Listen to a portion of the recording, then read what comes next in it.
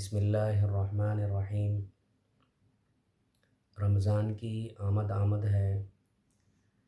رمضان تک پہنچنے کے لیے صرف ایک مہینہ باقی رہ گیا۔ رمضان کے آنے سے پہلے حضور صلی اللہ علیہ وسلم کیا کیا ہمیں تعلیمات دیے ہیں صحابہ اکرام کے ذریعے سے، ان چیزوں کو جاننا بھی بہت ضروری ہے۔ حضور صلی اللہ علیہ وسلم رمضان آنے سے 2 مہینے پہلے رجب کے مہینے میں ہی حضور صلی اللہ علیہ وسلم رمضان کا استقبال کرنا شروع کر دیتے تھے، اور وہ مشہور دعا ہے حضور صلی اللہ علیہ وسلم کی، اس کا بھی ورد کرتے رہنا چاہیے مسلمانوں کو۔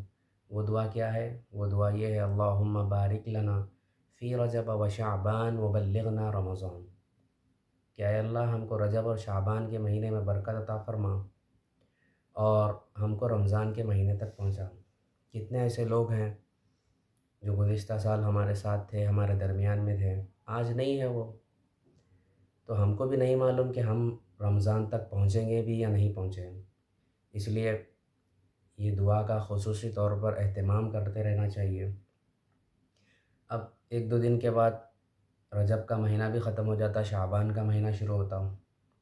شعبان کے مہینے کے بارے میں حضور صلی اللہ علیہ وسلم کی حدیث بھی ہے۔ آپ صلی اللہ علیہ وسلم فرماتے: شعبان شہری و رمضان شہر اللہ، کہ شعبان میرا مہینہ ہے، رمضان اللہ کا مہینہ ہے۔ حالانکہ مہینے تو سب اللہ کے ہیں، لیکن حضور صلی اللہ علیہ وسلم نے اس مہینے کو اپنی طرف نسبت اس لیے کی ہے تاکہ حضور صلی اللہ علیہ وسلم اس مہینے میں کثرت سے روزے رکھا کرتے تھے، اس لیے اس مہینے کو حضور صلی اللہ علیہ وسلم نے اپنی طرف نسبت کی۔ اور یہ حضور صلی اللہ علیہ وسلم اس لیے بھی کرتے تھے تاکہ رمضان کا استقبال ہو، آنے والی امت رمضان کا استقبال کرے۔ اس طرح حضور صلی اللہ علیہ وسلم نے ہمیں تعلیم دی۔ ایک بات تو یہ ہوئی۔ دوسری بات یہ ہے میرا محترم بھائیوں کہ رمضان آنے والا ہے، اپنے دلوں کو پاک و صاف کر لیجئے۔ اگر ہمارے دل گناہوں میں، معصیت میں، خطاؤں میں ملوث ہیں تو جو رمضان کے انوار و برکات ہیں وہ ہمارے دل میں نہیں اتر سکتے۔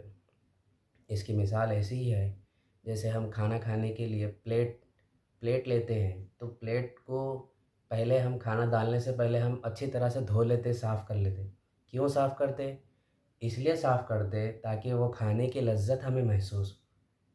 اسی طرح دل کی مثال بھی ایسی ہی ہے کہ اگر دل کو ہم گناہوں سے، معصیات سے، خطاؤں سے، نفرتوں سے، بغض و عداوت سے، کینے سے، حسد سے اگر ہم پاک و صاف نہیں کریں گے تو پھر ظاہر ہے رمضان کی جو انوار و برکات ہے، فیوز و برکات ہے، وہ ہم کو حاصل نہیں ہو سکتے۔ کتنے ایسے لوگ ہیں ہمارے مسلمانوں میں جو سالوں سے بات چیت بند ہے، 2 بھائیوں میں بات چیت بند ہے، 2 بہنوں میں بات چیت بند ہے، باپ بیٹے میں بات چیت بند ہے۔ بہت سارے لوگوں میں ایسے واقعات ملتے ہیں۔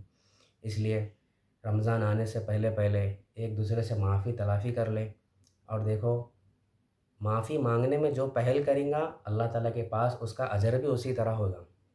اس لیے معافی مانگنے میں پہل کرنا چاہیے کہ ہم سے کوئی غلطی ہو گئی تو آپ معاف کر دیں، دل کو اپنے صاف کر لینا چاہیے رمضان کے آنے سے پہلے۔ دوسری یہ بات تھی۔ تیسری اہم بات یہ ہے کہ میرے محترم بھائیوں، میں بات کو زیادہ لمبی نہیں کرنا چاہ رہا ہوں، مختصر انداز میں بول رہا ہوں کہ رمضان آنے سے پہلے یہ چیز اپنے ذہن میں بٹھا لے کہ خصوصیت کے ساتھ ایک وقت آپ متعین کر لیں۔ افطار سے پہلے تو آپ کرتے ہی ہیں، یعنی آپ خصوصیت کے ساتھ رمضان میں یہ عہد کر لیں کہ انشاءاللہ خوب اللہ تعالیٰ سے دعائیں مانگیں گے، اللہ تعالیٰ کی رحمتیں اترتی ہے۔ کتنا اللہ تعالیٰ چاہتے کہ بندہ میرے سے مانگے۔ قرآن میں خود اللہ تعالیٰ واضح ارشاد فرمائیں: ادعونی استجب لکم، تم مجھے پکارو میں تمہاری دعا کا جواب دوں گا۔ تو اس لیے رمضان میں دعاؤں کا خصوصیت کے ساتھ اہتمام ہونا چاہیے۔ قرآن میں بارہا احادیث میں کئی جگہ دعاؤں کی اہمیت کے بارے میں ارشاد فرمایا گیا ہے۔ نماز جیسی افضل عبادت ہے، لیکن اللہ تعالیٰ نماز کو بھی دعا سے شروع کرے، دعا پہ ختم ہوا۔ اہدنا الصراط المستقیم ہے، یہ دعائیہ جملہ ہے، لیکن اس سے پہلے جو 3 یا 4 آیتیں ہیں وہ دعا کی تمہید ہے۔ پھر دعا کا اختتام یا نماز کا اختتام بھی دعا پر ہی ہوتا، تو دعا اللہ تعالیٰ کو بہت زیادہ پسند ہے، دعاؤں کا اہتمام ہونا چاہیے۔ یہ چند باتیں تھیں جو میں ضروری سمجھا آپ حضرات کے سامنے بیان کروں۔ جزاک اللہ خیر و احسن الجزا فی الدارین۔